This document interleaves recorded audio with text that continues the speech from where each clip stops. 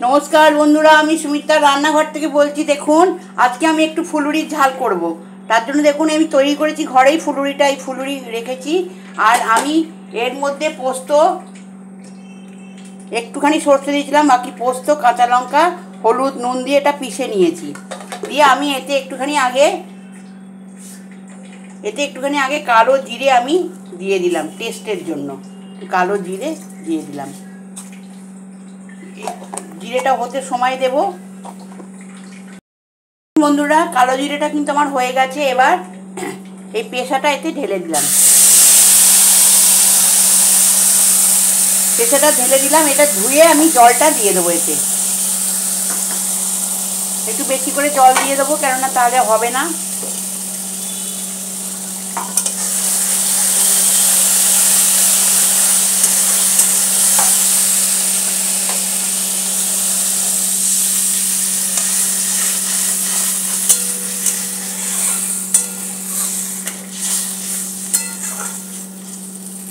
আর একটুখানি জল আছে আমি দেব।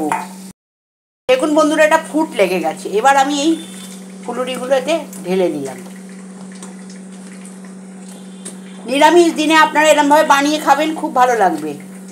শুকনো ভাত দিয়ে খেতে খুব ভালো লাগবে। যেহেতু জলটা আমি একটু বেশি দিয়েছি, কারণ এই পুরো জল টেনে নেবে,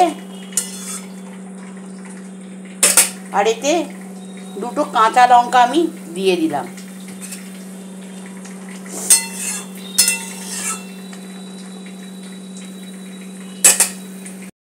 বন্ধুরা এটা কিন্তু হয়ে গেছে, দেখুন কত বড় বড় হয়ে ফুলে গেছে। এবার এটাকে আমি ঢেলে দিচ্ছি।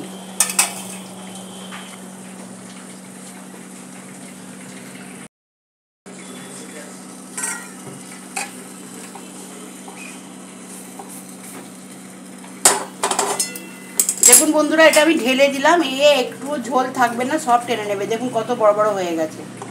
এই রেসিপিটা যদি আপনাদের ভালো লেগে থাকে আপনারা আমায় সাবস্ক্রাইব করবেন, সাইডে থাকা বেলটা দাবিয়ে দেবেন, লাইক করবেন, শেয়ার করবেন, কমেন্টে অতি অবশ্যই লিখবেন।